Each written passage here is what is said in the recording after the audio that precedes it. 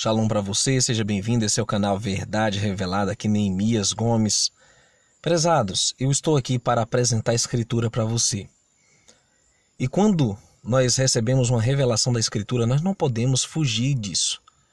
Se a Escritura diz que dia é luz e que noite é trevas, não há o que refutar sobre termos apenas 12 horas ao dia e 12 horas à noite. Não tem para onde ir. Como nós mostramos aqui para você as questões relacionadas à ordem da criação e como está no original no hebraico, nós não podemos fugir disso e assimilar uma cosmologia evolucionista como essa que está aí. Não tem como, queridos. Ou é sim, sim, ou é não, não. O que passar disso é do maligno. Nós vamos continuar a nossa odisseia redescobrindo a verdade e desmascarando as mentiras que nos foram ensinadas, tanto no sistema religioso, quanto no sistema educacional, como nas informações que a grande mídia, Hollywood, a pseudociência nos passa por meio desses sistemas de comunicação. Hoje nós vamos falar sobre a coroa da criação, em dois aspectos. O primeiro, Shabat, quer dizer descanso sábado, e segundamente, nós vamos falar sobre Adão e Eva, o Adam e Hava, o primeiro casal. Vamos ver que verdades Gênesis 2 nos traz que nós aprendemos totalmente errado. Eu estou agora abrindo a Bíblia israelita. Nós vamos ver Gênesis 2, porque ela tem um uso dos nomes verdadeiros. Também ela traz o que está realmente no original, no hebraico. Então, recomendo que você baixe no Play Store, tá? É de graça. E vamos à nossa leitura. Assim diz: assim foram acabados os céus e a terra e todo o seu exército. No sexto dia, o Eterno terminou todo o trabalho que havia feito e cessou no sétimo dia de toda a sua obra que tinha feito. Você vê que na maioria das Bíblias vai estar assim, que o Eterno descansou no sétimo dia de toda a sua obra que tinha feito. Agora a pergunta é, queridos, o Criador se cansa? Né? Porque nas versões que nós temos vai dizer ele descansou, mas no hebraico é cessou. Ou seja, o Eterno, ele não necessitava descansar no sétimo dia. Ele realmente cessou a obra que tinha feito. No verso 3 vai dizer o seguinte, que o Eterno abençoou o sétimo dia e o santificou, porque nele cessou de toda a sua obra que criara e fizera. Então observe uma coisa importante. O Eterno, ele não criou nada no sétimo dia. O que ele fez foi uma instituição que já havia. Os anjos no céu, eles guardam o Shabat. Toda a hoste angelical, ela para adorar o Criador no sétimo dia. E isso está mencionado em alguns livros, né? Como o livro de Jubileus, né? E alguns outros livros muito importantes que tiraram da Escritura.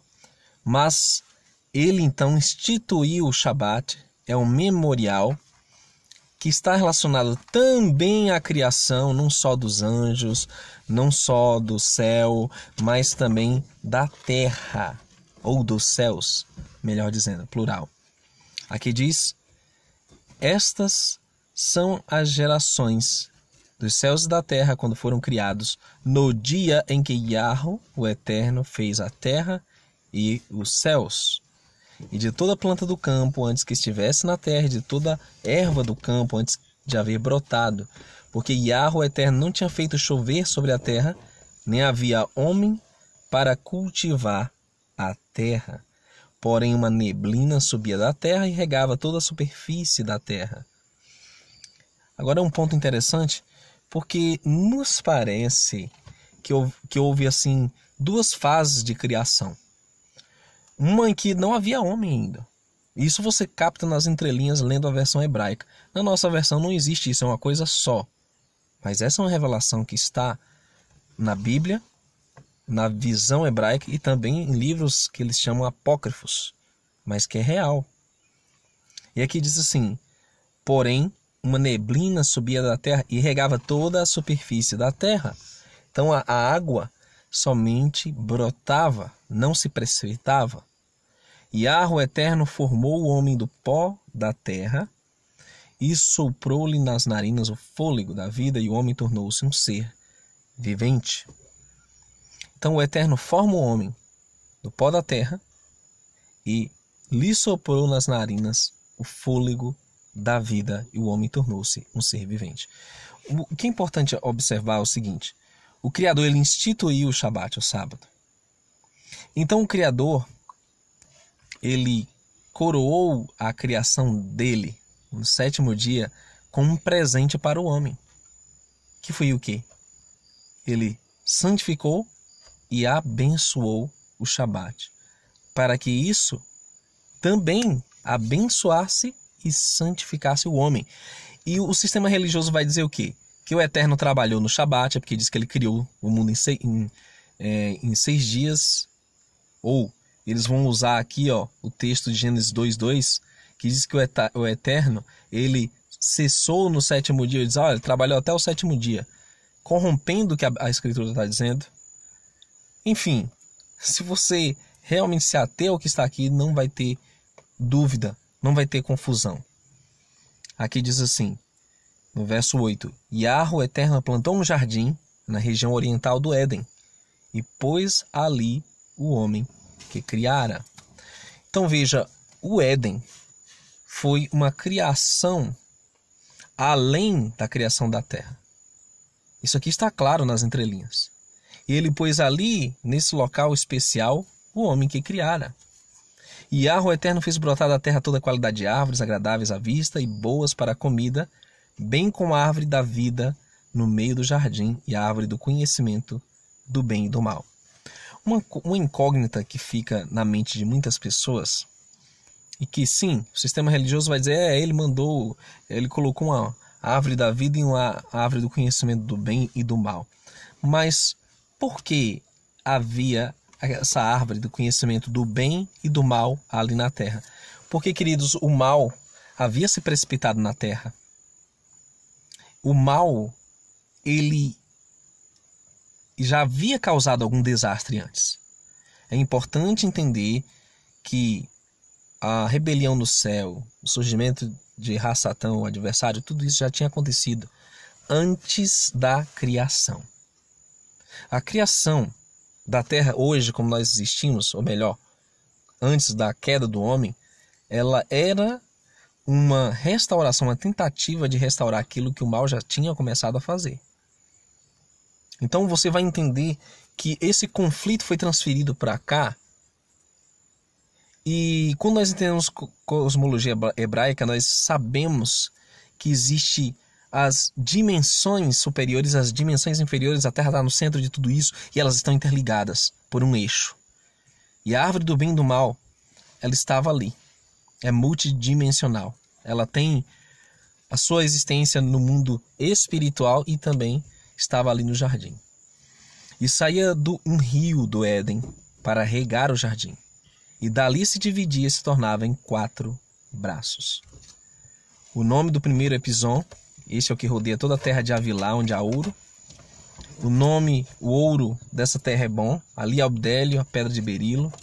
O nome do segundo rio é Gion. Esse é o que rodeia toda a terra de Cush. E esse é fácil de você identificar. Cush, terra do Egito, né? Seus descendentes, Mitzraim. 14, o nome do terceiro rio é Tigre. Esse é o que corre pelo oriente da Síria. E o quarto rio é o Eufrates. Então, isso aqui existe até hoje. O Eufrates está mencionado no Apocalipse, né? Lá ao norte de Israel, no que é hoje parte do Iraque. E o eterno Yahweh tomou o homem e o pôs no jardim para o cultivar e o guardar. Se você vê uma coisa interessante também, a rebelião do arqui-adversário se deu num lugar chamado Éden. Começou ali. E esse Éden aqui, ele parece que está na terra. Só que, ao mesmo tempo, nós sabemos que Ezequiel cita, né, o adversário no Éden, no jardim. Por quê? Porque era uma extensão do céu na terra. E Yahweh o Eterno ordenou ao homem, dizendo: de toda árvore do jardim podes comer livremente, mas da árvore do conhecimento do bem e do mal, dessa não comerás, porque no dia em que dela comeres, certamente morrerás. Então veja, a vida do homem era condicional à obediência dele. Se ele não tocasse a árvore do mal, do bem e do mal, ou melhor, se ele não comesse o fruto dela, ele iria viver. Se ele desobedecesse, ele iria morrer. Aqui tem muitas coisas implícitas, dentre elas livre-arbítrio, escolha pessoal, né, individualidade. Mas o ponto central aqui, queridos, é a obediência. Tudo que o Eterno nos pedir, nós temos que fazer. Independente do que nós achamos, do que nós pensemos. Nós temos que cumprir o que o Eterno predetermina, porque Ele sabe o que é melhor. E disse mais Yahweh o Eterno: não é bom que o homem esteja só. Farei para você uma ajudadora compatível. Yahweh o Eterno formou da terra a todos os animais do campo e a todas as aves dos céus, e os trouxe ao homem para ver como lhes chamaria. E o que quer que o homem chamou a todo ser vivente, esse foi seu nome. Então, o Eterno dá autoridade para Adão domar os animais, ter domínio sobre eles, e eles eram submissos ao homem. Com o pecado, você vê que isso mudou, mas quando você mostra medo aos animais, eles lhe atacam, mas quando você demonstra coragem e controle, eles se submetem. Isso é muito importante entender, porque o Pai determinou no início isso. Verso 20 diz que assim o homem deu nomes a todos os animais domésticos, às aves dos céus e a todos os animais do campo, mas para o homem não havia uma ajudadora idônea. Então a mulher não foi criada logo na primeira semana da criação, digamos assim. Demorou algum tempo, inclusive o livro de Jubileus data exatamente quando a mulher foi criada, né?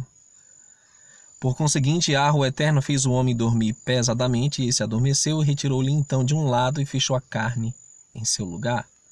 E da costela que Yahweh o Eterno lhe tomara, formou a mulher e a trouxe ao homem. Disse o homem: esta é agora osso dos meus ossos, carne da minha carne. Ela será chamada varoa, uma vez que do homem foi tirada. E exatamente a palavra hebraica para homem é ish, a palavra hebraica para mulher, ishá. Há pouca diferença, mas quando une essas duas palavras, né, com as 4 letras, você vai ver o tetragrama sagrado no homem e na mulher juntos.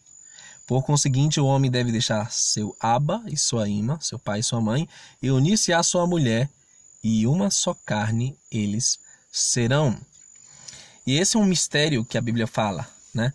Diversas vezes em Colossenses, em Efésios, é o mistério de Yahweh, o mistério do Eterno. 2 se tornando um só Espírito. E é isso que o Messias veio nos mostrar, queridos. Essa é a outra instituição que o Criador colocou ali, desde o início no Éden. Além do Shabat, foi a primeira instituição, e o homem e a mulher coroando assim a criação e sendo abençoados com o Shabat, como um memorial de bênçãos, de santificação e também de lembrança dessa criação, da finalização da criação. E ambos estavam desnudos, o homem e sua mulher, e não tinham vergonha. Uma outra coisa interessante é que, como foram criados à imagem e semelhança do Eterno, o Salmo 104 diz que o Eterno se veste de luz. Então o homem e a mulher tinham vestes de luz.